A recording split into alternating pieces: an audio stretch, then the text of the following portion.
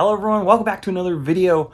Today is May 8th. I think this won't be coming out till the 11th or something like that, but I'm so excited to be back picking orders on BrickLink. So this is picking order number 3. I picked one little order today that we got. We opened last night pretty late after inventory was all done. But I picked one small order and then we have this large order to pick, and I'm like, you know what, I should film another video. So real quick before that, I want to give a shout out to I think it was Miguel Lopez, I think, who purchased this order a few weeks ago, maybe 2 weeks ago. And what happened with this order is Paul was in the store at the exact moment that the order was ordered. Paul was about to leave to go drop off the packages at the post office. And what happened was Miguel didn't ask for the order to be picked on camera until maybe 15 to 20 minutes after the order was placed. So essentially what happened was I got the message and I texted Paul and I was like, hey, don't pack blank order number, 13008792. And Paul was like, oh, too late, I already dropped everything off at the post office. So sorry about that, Miguel. Unfortunately, we were just a little bit too early for you. We packed it too fast, unfortunately, but real fast shipping within 15-20 minutes there, so that's good. But I thought I'd show just kind of what Miguel ordered here. As you can see, some of those light bluish gray slopes. Sorry about the dark video here.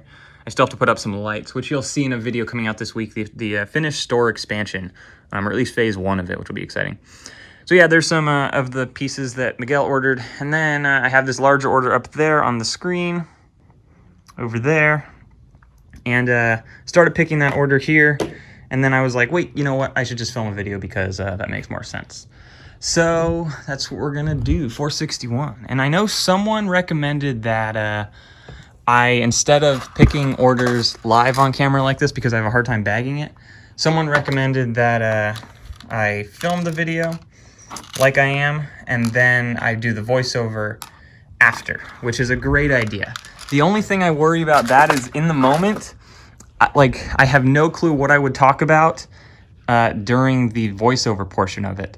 So I think what I'm going to do is struggle through this like this. And I think it works, but I might try in the next video to do that instead.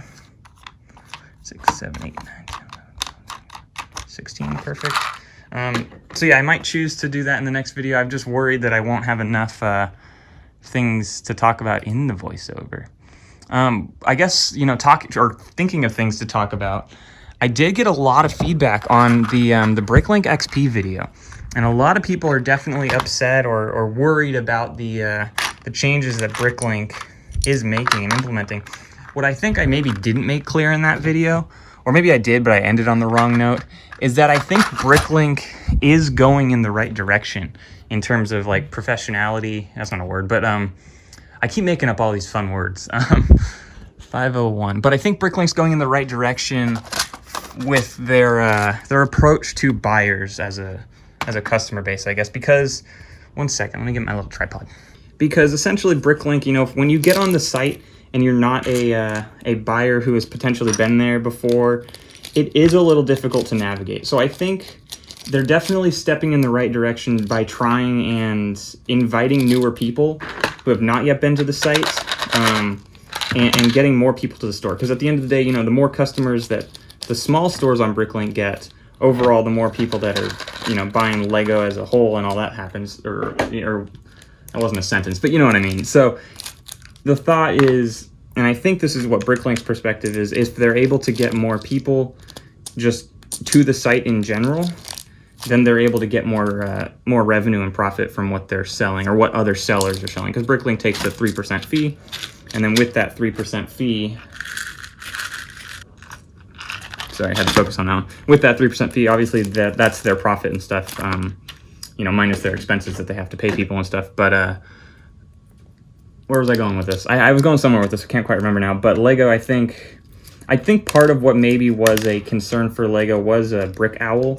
Because Brick Owl, at the end of the day, just until BrickLink XP, was kind of being developed, I think Brick Owl does have a nicer look.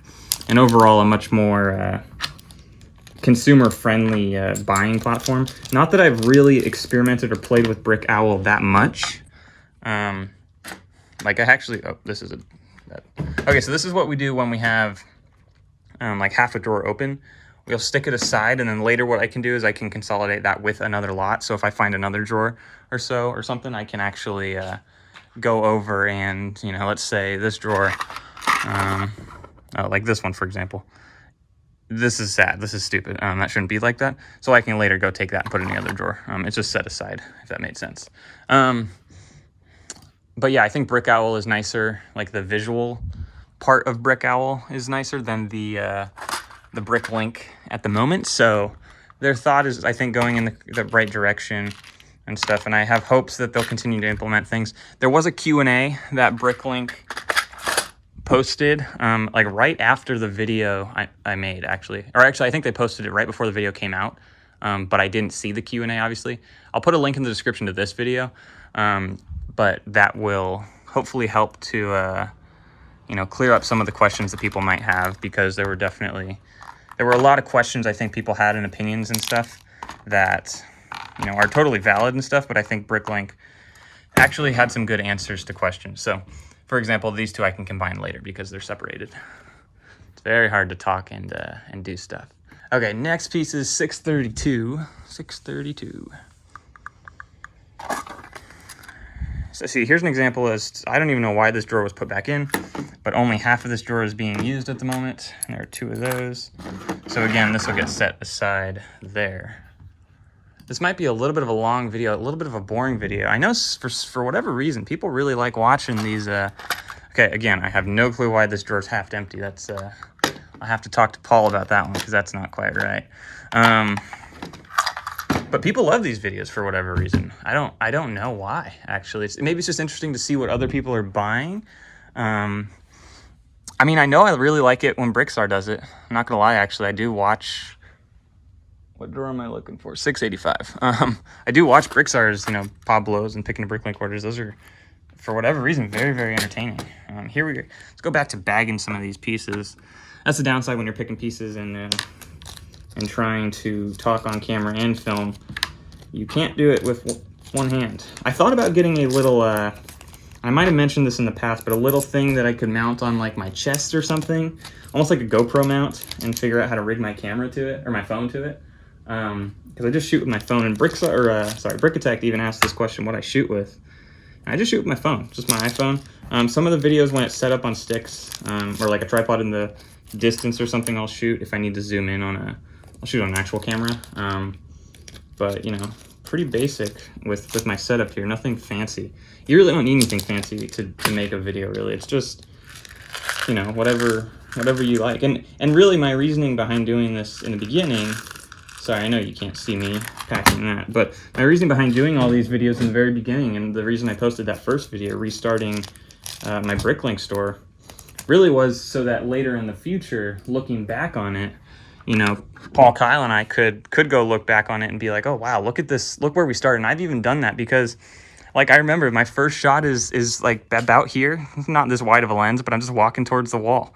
And the crazy thing is, like, those last 3 rows over there aren't even there. And I don't think those 2 drawers are there. So it's like already in, 3 months, the expansion has been crazy.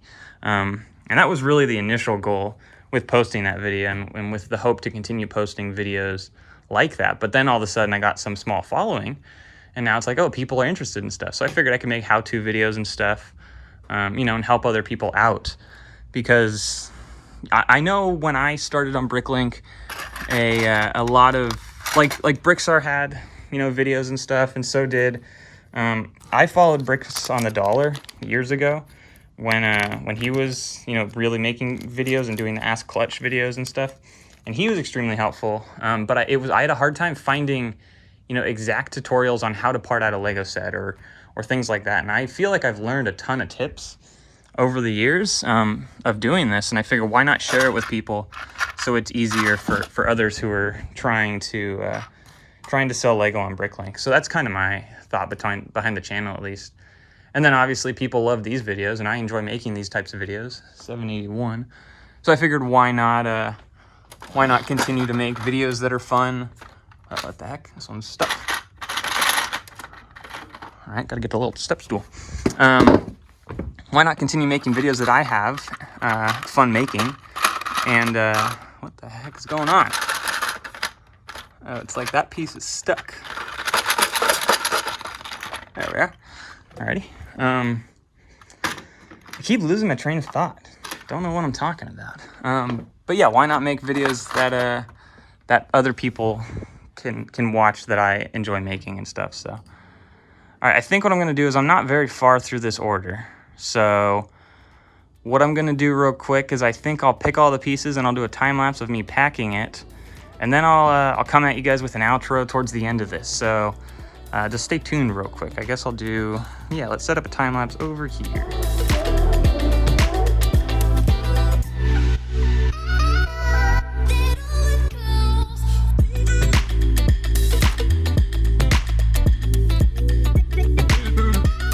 The exact reason why I really don't like these tiny little 1" by 1" bags, because they're really not quite 1 inch. And like that little piece there, the 2x2, so it's essentially a 2x2 plate. You know, it's two studs or two plates tall, but like it doesn't fit in that tiny bag. So gotta get rid of all these little 1 by 1 bags, and then we'll use up or buy maybe a 1.5 inch by 1.5 inch bag, and then that won't feel like it's wasting this entire bag for that one little piece.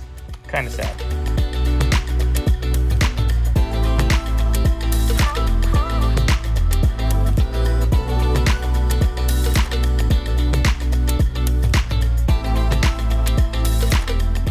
This is a purchase from Michael D'Amico, and he said, if possible, please bag everything separate. Already do, awesome. And he said, great YouTube video. So thank you for watching the videos, and hopefully you'll watch this one and see your order being picked, which is cool. Now, I left this piece out. This is actually the first piece in the order, but what I did was, I'm gonna stick that in this large bag here. But something that I don't wanna do is just throw like this in the box, you know, because it'll probably make it there, but there is a potential it could slide out of the box if the box gets cut open or crushed. This is likely to go through a hole. So what I'll do is I'll find all the small bags, which I should have set aside as I was picking this order. Haven't picked an order in a while. And I will put all the little ones inside of this large bag with that one piece as well. Because, you know, I feel bad wasting a whole bag for that one piece. It doesn't fit in a different bag though, so I will at least fill up that big bag with the smaller bag so they don't get lost. It also makes it easier when they're opening the order, especially if it's inside of a poly mailer or like a bubble mailer. If they open the bubble mailer, they won't lose. I think that was all the small pieces. But they shouldn't lose, you know, this or leave it in the bag if they're opening the bag and stuff. Cool, I think that's it. All right, let's get a box.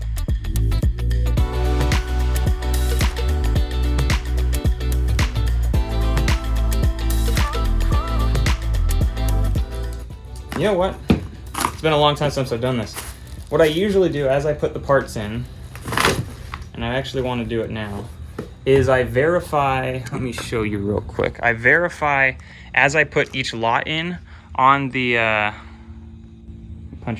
the order sheet up there. So, sorry about the flicker on the screen. As I put this piece in, I will uncheck it. As I put this piece in, I will uncheck it. You know, and I go through the whole thing until it's all unchecked. And that just verifies that every single piece is in the actual box. There we go. So I just checked that, and that's, you know, something I'll also do is like as I'm putting this piece in, it's clear there's only 2 in there, so I'll just double check, you know, on the sheet that the quantity says 2. If it's a massive bag of like, you know, 25 plus pieces and I can't really tell, you know, how many without taking more time, I won't double check necessarily. But it's at least something I do. I double check what goes in the box, and then you can kind of compare it to the list. That's pretty much it. Thank you guys so much for watching. I really appreciate it. You know, if you have any comments, put them down below. I try to get back to everyone and answer every comment. Takes time sometimes. It's not an instant reply, but if you guys want your order packed on camera, just put a message with the order. I'll pack it on camera for you guys.